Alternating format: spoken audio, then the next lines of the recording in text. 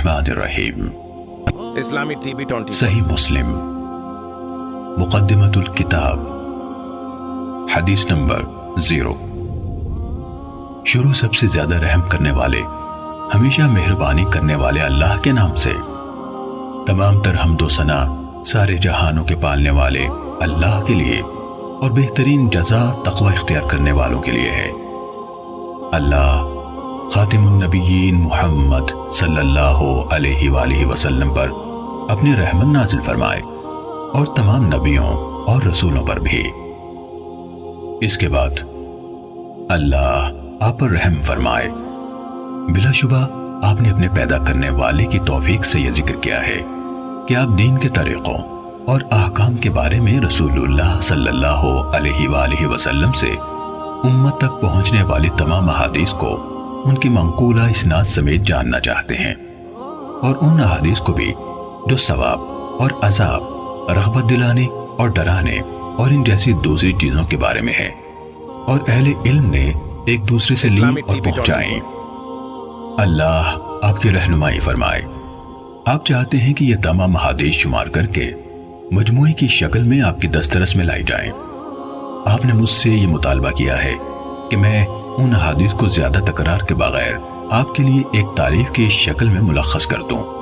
کیونکہ آپ سمجھتے ہیں کہ یہ تکرار ان احادیث کو اچھی طرح سمجھنے اور ان سے استنباط کرنے میں آپ کے لیے رکاوٹ کا باعث بنے گا، جو کہ آپ کا اصل مقصد ہے۔ اللہ آپ کو عزت دے۔ آپ نے جس چیز کا مجھ سے مطالبہ کیا ہے، جب میں نے اس کے اور اس سے حاصل ہونے والے ثمرات کے بارے میں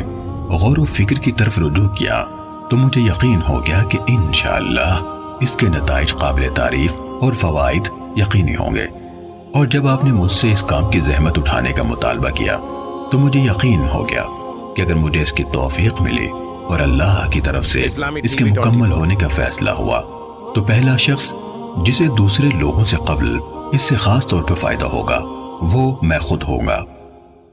اس کی وجوہات اتنی زیادہ ہیں کہ ان کا ذکر طوالت کا باعث ہوگا۔ البتہ اس کا خلاصہ یہ ہے کہ ان خصوصیات کے حامل کم احادیث کو محفوظ رکھنا اور ان میں اچھی طرح مہارت حاصل کرنا انسان کے لیے کثیر احادیث کو سنبھالنے کی نسبت زیادہ آسان ہے، خصوصاً عوام میں سے ایک ایسے شخص کے لیے جو اس وقت تک ان میں سے صحیح اور ضعیف کے بارے میں بھی امتیاز نہیں کر سکتا جب تک کوئی دوسرا اسے اس فرق سے آگاہ نہ کرے۔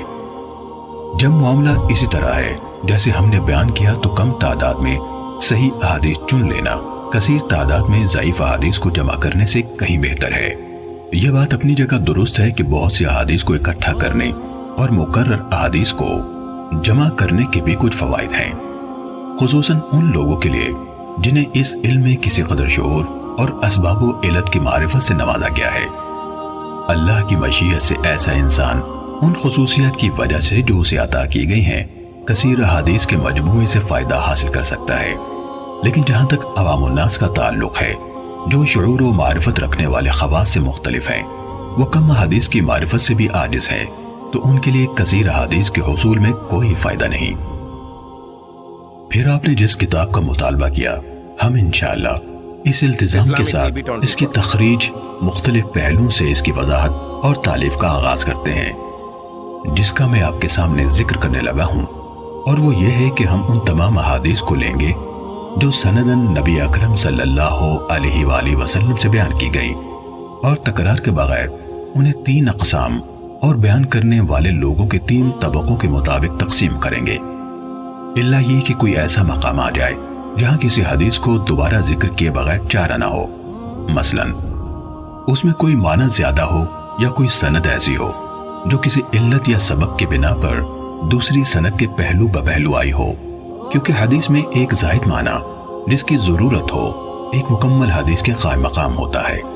اس لیے ایسی حدیث کو جس میں ہمارا بیان کردہ کوئی معنوی اضافہ پایا جاتا ہے دوبارہ لائے بغیر چارہ نہیں،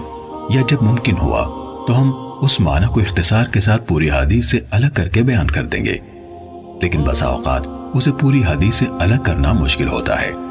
اور جب اس کی گنجائش نہ ہو تو اسے اصل شکل میں دوبارہ بیان کرنا زیادہ محفوظ ہوتا ہے۔ البتہ جہاں ہمارے لیے اسے مکمل طور پر دہرانے سے بچنا ممکن ہوگا اور کامل شکل میں ہمیں اس کی ضرورت نہ ہوگی تو ہم انشاءاللہ اس سے اجتناب کریں گے۔ جہاں تک پہلی قسم کا تعلق ہے، اس میں ہم یہ کوشش کریں گے کہ انہی احادیث کو ترجیح دیں جو دوسری احادیث کی نسبت فنی خامیوں سے زیادہ محفوظ اور زیادہ پاک ہوں، یعنی ان کے ناقلین یعنی راوی نقل حدیث میں صحت اور ثقاہت رکھنے والے ہوں، ان کی روایت میں شدید اختلاف پایا جائے، نہ الفاظ و معنی کو بہت برے طریقے سے غلط ملت کیا گیا ہو، جس طرح کے بہت سے حدیث بیان کرنے والوں میں پایا گیا ہے، اور ان کی روایت میں یہ چیز واضح ہو چکی ہے۔ جب ہم اس قسم کے ثقہ لوگوں سے مرویات کا احاطہ کر لیں گے تو بعد ازیں ایسی روایت لائیں گے جن کی سندوں میں کوئی ایسے راوی موجود ہوں گے جو طبقہ اولا جیسے راویوں کے حفظ و اتقان سے متصف نہیں، لیکن وہ بھی انہی میں سے ہیں، چاہے ان صفات میں ان سے ذرا کم ہے جن کو ان سے مقدم رکھا گیا ہے، لیکن عفت، صدق اور علم سے شغف رکھنے جیسی صفات ان میں عام ہوں، جس طرح عطا بن صائب، یزید بن ابی زیاد، لیث بن ابی سلیم اور ان کی طرح کے دیگر حاملین آثار اور ناقلین اخبار ہیں۔ یہ حضرات اگرچہ اہل علم کے ہاں علم اور عفت جیسی صفات میں معروف ہیں، لیکن ان کے ہم عصر لوگوں میں سے بعض دیگر حضرات ایسے ہیں جو اتقان اور روایت کی صحت کے معاملے میں اپنے مقام اور مرتبے کے اعتبار سے ان سے افضل ہیں۔ اس کی وجہ یہ ہے کہ اہل علم کے ہاں یہ حفظ و اتقان ایک بہت اونچا مرتبہ اور ایک اعلیٰ ترین صفت ہے۔ آپ دیکھتے نہیں کہ تینوں حضرات یعنی عطا، یزید اور لیث جن کا ہم نے ابھی نام لیا، ان کا موازنہ حدیث کے حفظ و اتقان میں منصور بن معتمر، سلیمان اعمش اور اسماعیل بن ابی خالد سے کریں تو انہیں آپ ان حضرات سے خاصے فاصلے پر پائیں گے، یہ ان کے قریب بھی نہیں آ پاتے۔ ماہرین علم حدیث کو اس بارے میں کوئی شک نہیں کہ منصور، اعمش اور اسماعیل کے ہاں حفظ کی صحت اور حدیث بیان کرنے میں مہارت کی جو صفات فراما اہل علم کو نظر آتی ہیں، ان کے نزدیک وہ عطا، یزید اور لیث کے ہاں اس طرح معروف نہیں۔ اگر آپ دیگر ہمسروں کے درمیان موازنہ کریں تو بھی یہی ماجرا سامنے آتا ہے۔ مثلا آپ ابن عون اور ایوب سختیانی کا موازنہ عوف بن ابی جمیلہ اور اشعث حمرانی سے کریں، یہ دونوں بھی اسی طرح حسن بصری اور ابن سیرین کے شاگرد ہیں جس طرح ابن عون اور ایوب ان کے شاگرد ہیں، لیکن ان دونوں اور ان دونوں کے درمیان کمال فضل اور صحت نقل کے اعتبار سے بہت بڑا فاصلہ پایا جاتا ہے۔ عوف اور اشعث بھی اگرچہ اہل علم کے ہاں صدق و امانت سے ہٹے ہوئے نہیں مانے جاتے، لیکن جہاں تک مرتبے کا تعلق ہے تو اہل علم کے ہاں حقیقت وہی ہے جو ہم نے بیان کی۔ ہم نے نام ذکر کر کے مثال اس لیے دی ہے تاکہ اس شخص کے لیے جو اہل علم کے ہاں حاملین حدیث کے درجے کے طریقے سے ناواقف ہے،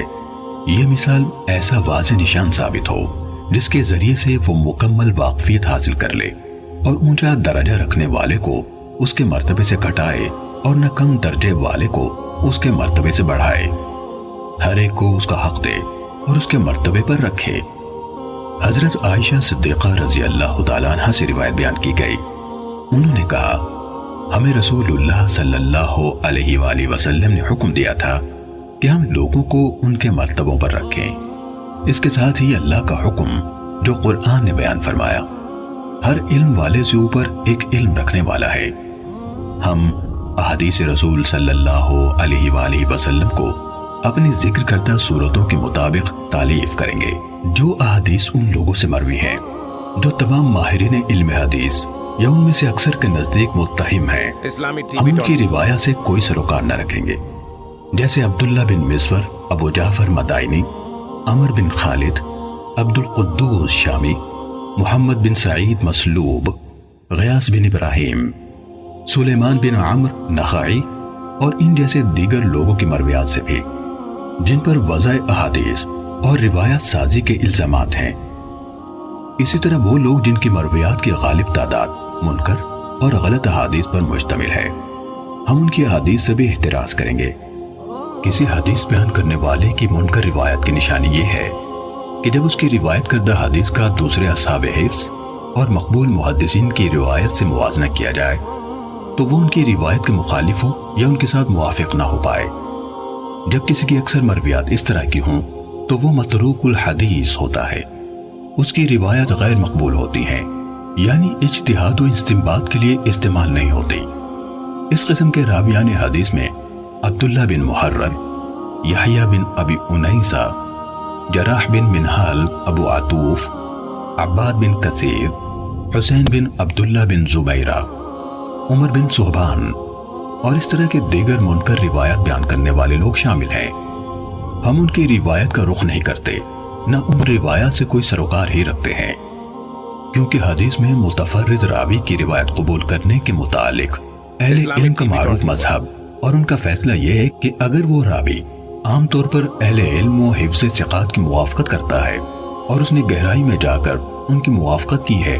تو ایسی صورت میں اگر وہ متفرد کوئی ایسا اضافہ بیان کرتا ہے جو اس کے دوسرے ہم مکتبوں کے ہاں نہیں ہے، تو اس کا یہ اضافہ محدثین کے ہاں قبول کیا جائے گا۔ لیکن جس حدیث بیان کرنے والے کو آپ دیکھیں کہ وہ امام زہری جیسے جلیل القدر محدث سے روایت بیان کرتا ہے، جن کے کثیر تعداد میں ایسے شاگرد ہیں جو حفاظ حدیث ہیں، ان کی اور دوسرے محدثین کی روایت کے ماہر ہیں، یا وہ ہشام بن عروہ جیسے امام التابعین سے روایت کرتا ہے، ان دونوں کی احادیث تو اہل علم کے ہاں خوب پھیلی ہوئی ہیں، وہ سب ان کی روایت میں ایک دوسرے کے ساتھ اشتراک رکھتے ہیں، اور ان دونوں کی اکثر احادیث میں ان کے شاگرد ایک دوسرے سے متفق ہیں، اور یہ شخص ان دونوں یا ان میں سے کسی ایک سے متعدد ایسی حدیث روایت کرے جن میں ان کے شاگردوں میں سے اس کے ساتھ کوئی اور شریک نہیں، تو اس جیسے لوگوں سے اس قسم کی کوئی حدیث قبول کرنا جائز نہیں۔ اللہ ہی زیادہ جاننے والا ہے۔ ہم نے حدیث اور اصحاب حدیث یعنی محدثین کے طریقہ کار کا کچھ حصہ